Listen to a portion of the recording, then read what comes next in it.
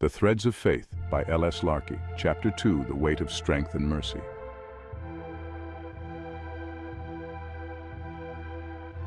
The air in the castle felt different the next morning. The usual stillness had been replaced by an almost imperceptible hum, as if the walls themselves were alive with quiet anticipation.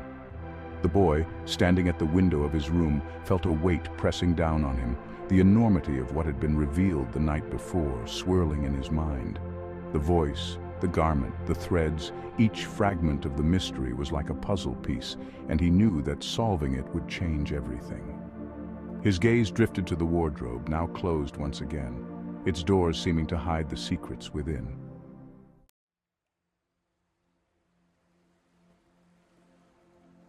The boy approached slowly, hesitating for just a moment before pulling open the doors. The glowing garment was still there, as if waiting for him, its delicate threads pulsing faintly with an inner light. He reached out once more, his fingers brushing the fabric. This time there was no sudden shift in the room, no overwhelming wave of energy. Instead, there was a gentle warmth, as if the garment was whispering a secret only he could hear. The boy let his hand fall, turning to face the room. The whispers from the previous night still echoed in his mind. A soul scattered and hidden within the castle. He knew now that the castle was more than a collection of stone and mortar, more than just walls and furniture. It was a vessel, a keeper of something ancient and powerful. His eyes fell upon the leather-bound luggage at the foot of his bed. It had always been there, as far back as he could remember.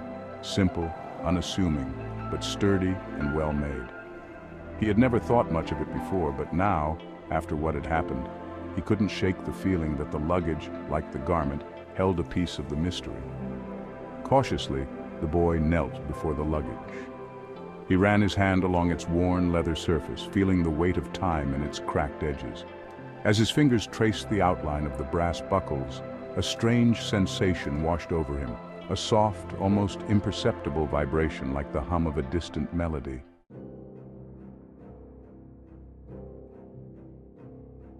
And then, just as it had with the garment, a voice spoke. "I am strength." The boy froze. The voice was different from the one he had heard the night before. Deeper, more commanding, and filled with a kind of raw energy that made his heart race. He pulled his hand back, but the luggage remained still, as though waiting for him to continue. "I was forged in battle, in moments of courage and fear. I am the shield and the sword, the protector and the aggressor. I am strength, but I am also violence." The boy's breath caught in his throat. The words sent a chill down his spine. Strength and violence, two sides of the same coin, bound together in a way he had never considered. The luggage, once so ordinary, now seemed to pulse with an intensity he could not ignore. He pressed his hand to the leather once more, and the voice continued. "To carry me is to carry the burden of bravery, but also the weight of destruction. I am a part of him, the one whose soul has been scattered, and now you must carry me too." The boy's heart pounded in his chest. A part of him, another piece of the puzzle. He had not imagined it. The threads, the voices, they were real. And the more he uncovered, the more he realized that the fragments of the soul scattered throughout the castle were not just ordinary pieces of magic.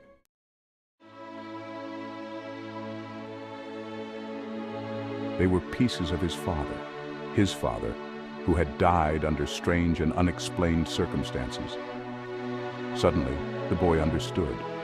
The luggage, the garment, the objects around him, they had been more than possessions. They had been infused with the very essence of his father, each one holding a piece of his spirit, his personality.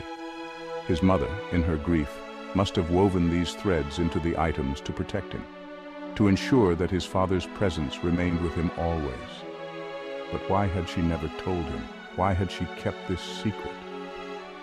The boy stood, his mind racing. The first thread had been revealed. Strength, the courage to face fear, but also the violence that came with it. He felt a pull now, stronger than ever, urging him to find the other threads, to piece together the rest of his father's soul. He left his room, his steps echoing in the empty corridors of the castle. The whispers seemed louder now, more insistent, as though the very walls were guiding him. He passed through the grand hall, where long tapestries fluttered in the draft, and down winding staircases that led to the older, forgotten parts of the castle. These were places he had rarely visited, places where the air felt thick with age and secrets.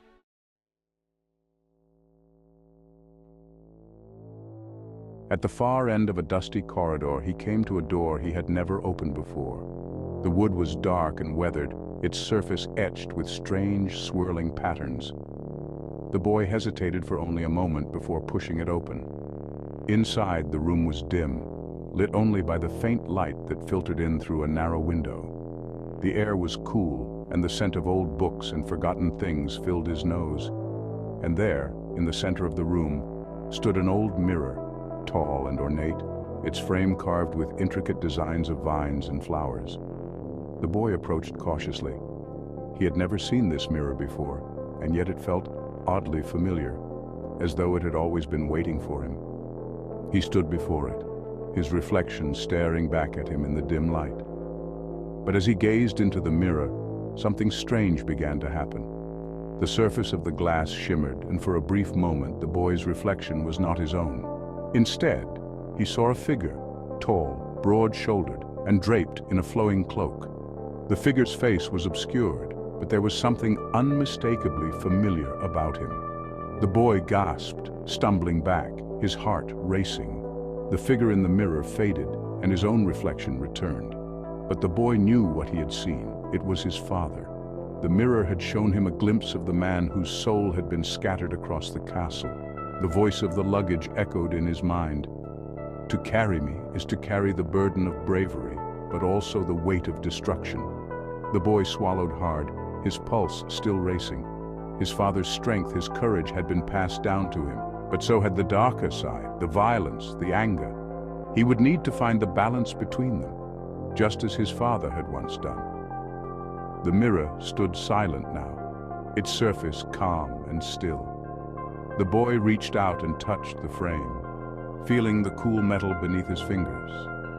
There were more threads to find, more pieces of his father's soul to uncover. And he knew that each one would bring him closer to the truth, about his father, about the castle, and about himself. With a deep breath, the boy turned and left the room. The journey was far from over, but the first thread had been found. And with it, the whispers of the castle grew louder, guiding him toward the next piece of the puzzle. The boy wandered deeper into the castle, the weight of the first thread, strength pressing lightly in his chest. But even as the whispers of the castle grew louder, urging him forward, he could feel a different kind of pull, softer, quieter, yet insistent. The castle was guiding him again, but this time it led him down a narrow staircase into a part of the castle he had never visited before. The air was cool, and the stone walls seemed older here, worn by time and silence. At the bottom of the staircase, the boy found himself in a small, dimly lit room. It was simple, unadorned, except for a single rocking chair sitting in the center of the room, gently swaying as though someone had just left it.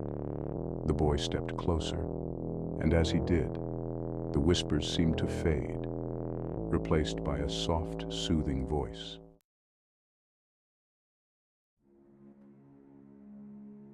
I am Mercy. The boy stopped, his breath catching in his throat. The voice was gentle, yet filled with an aching sadness. It was different from the voice of strength. Where strength had been commanding and raw, Mercy was soft, full of compassion. I am the balm that soothes the wounded, the hand that forgives. The boy approached the rocking chair, his heart pounding softly. The words seemed to wrap around him, filling the room with a sense of calm and understanding. The chair rocked gently as though cradling the very essence of mercy. He reached out, brushing his fingers along the worn wood, and the voice spoke again.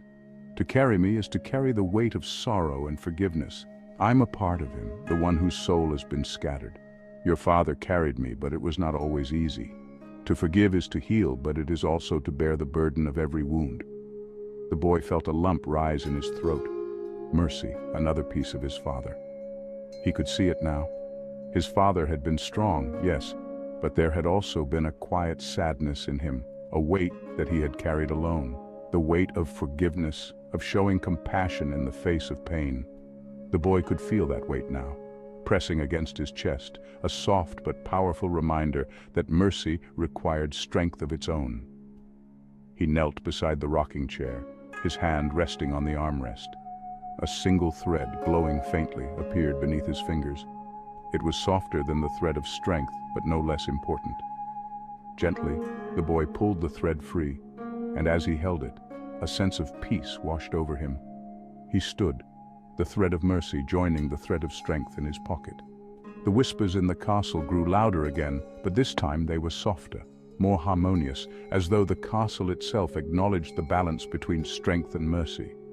The boy turned, leaving the room with a new understanding.